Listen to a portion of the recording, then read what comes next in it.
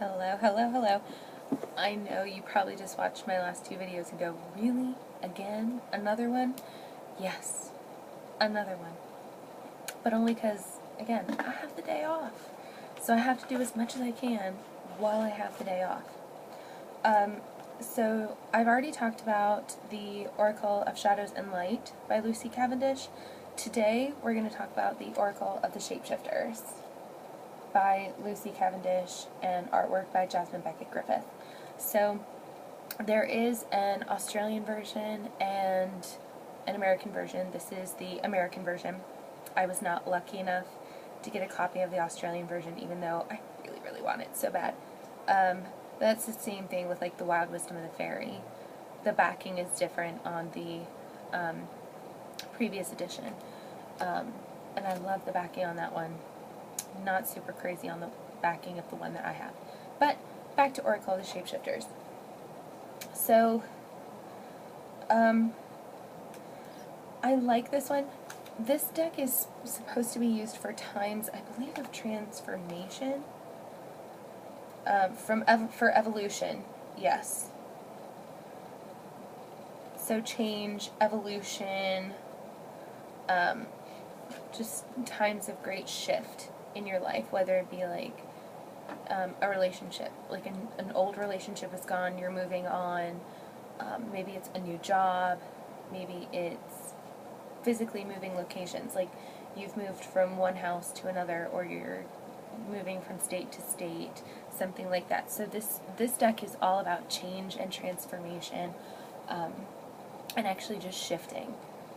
And it could be an energetic shift too, so maybe you're becoming more aware of your spiritual path and your spiritual awakening. This is definitely a good deck for that. The artwork in here is beautiful. I love Jasmine Beckett Griffith's artwork. I think that it's the way that she captures like these big eyes and these cute little Cupid's bow mouths are just so super cute. And they all have animals in here. Every single card has an animal of some sort.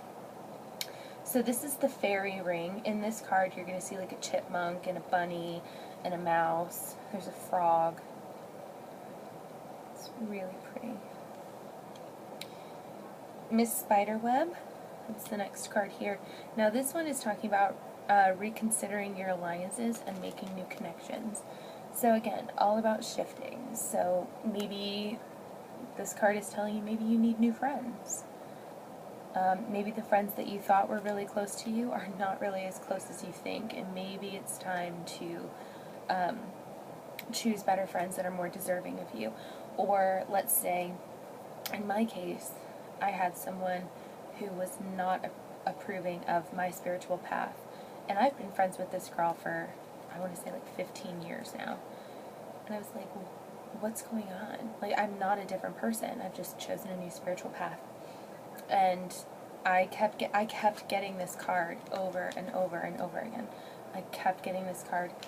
And so I just called her and said, you know what? I'm not going to stress out about this.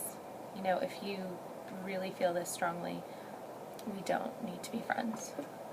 And I haven't heard from her since. She removed herself out of my life.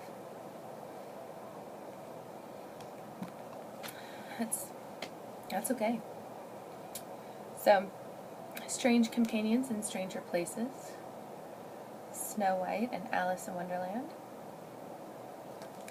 So, again, this deck was crucial to me with the closing of my last relationship. I can't even tell you how important Fiona and the Unicorn. I can't even tell you how important this deck was at the end of my last relationship. Like this, sorry, the camera focus is having a hard time adjusting light.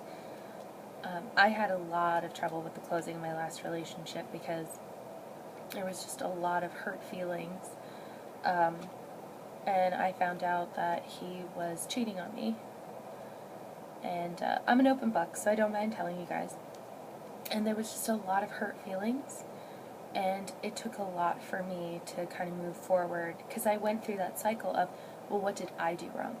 Well, I didn't do anything wrong. I didn't. I was never going to be enough. I mean, that's what it came down to. I was never going to be enough. I asked him to do things that I thought were going to be good changes. You know, like, you've got a much better paying job, your car is falling apart.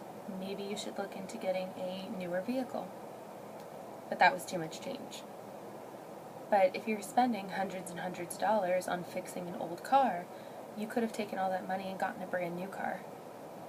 Yeah, you would have had a car payment, but you wouldn't have to worry about your car going in the shop every couple weeks, because that's what was happening.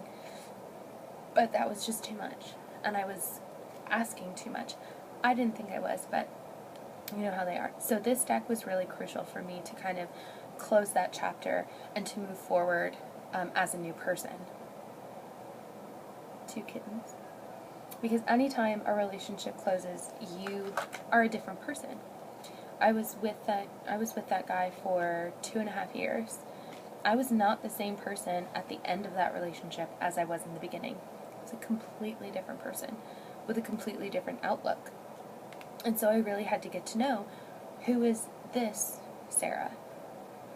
Like, she's not the one that was around 2.5 years ago. Who is this new person? So, Dragon Lane Garden. Your imaginary friend. So this deck will really make you get to know who you are and why things are shifting and what you need to do to move forward, and how to do so without completely tearing your life apart. Little brother, little sister. Because change can really tear you apart really badly, and it doesn't always have to be that way. Even if it does have to tear you apart, it doesn't necessarily have to be so incredibly destructive. And I don't know, this deck was really crucial to me, so I hope that you guys get the same experience from this. Brother Raccoon. The Butterfly Ferrets. Deep Dark Sea Mermaid.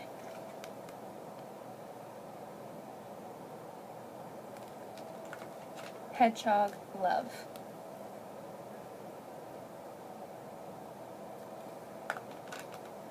Dragonfly Mermaid.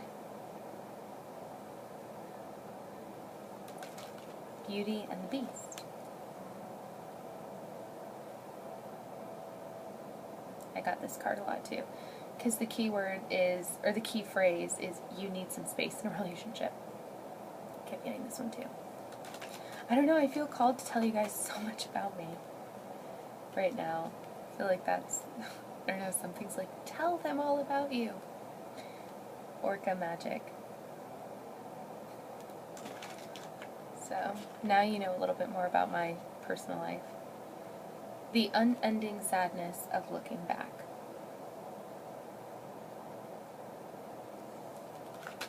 Kitsune.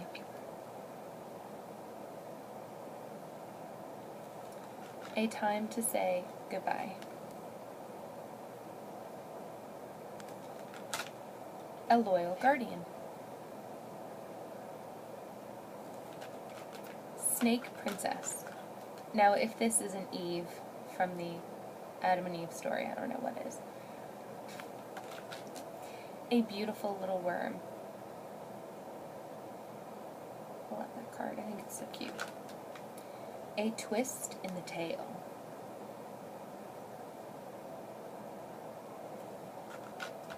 See, this light is driving me nuts. I will find a better place and better lighting to do this, I promise. Artemis of the Forest. Mermaid in a koi pond. The Golden Phoenix. Little Wolf Girl. Alice in a Sea of Tears. I really like this one. The Delicate Fairy and Her Ferrets. Once Upon a Midnight Dreary. So I'm that's not all of the cards, but I'm actually going to briefly go over the guidebook before I let you guys go. So the guidebook is pretty decent sized. I like the information that you're getting because you're getting, obviously, the reproduction of the card, and then you're getting a lot of information. It's actually a couple pages worth. But you're kind of getting both the upright and reversal meanings. Like, the card actually gets to speak to you. Like, this is Brother Raccoon. So, if Brother Raccoon could speak to you, this is what he'd say. This is what the card in general means, good and bad, and this is how you can use it. And it does that for each card, and I think that that's really cool, the way she did that. Because she kind of tells you why she put together the card that way, what the card would say to you, and then what the overall meaning is. So I think that's really cool. But I hope that you guys go out and get this deck and tell me what you think, the experiences that you've had. Like and subscribe so I can continue making these videos for you guys. And I will see you soon. Bye. Take care for now.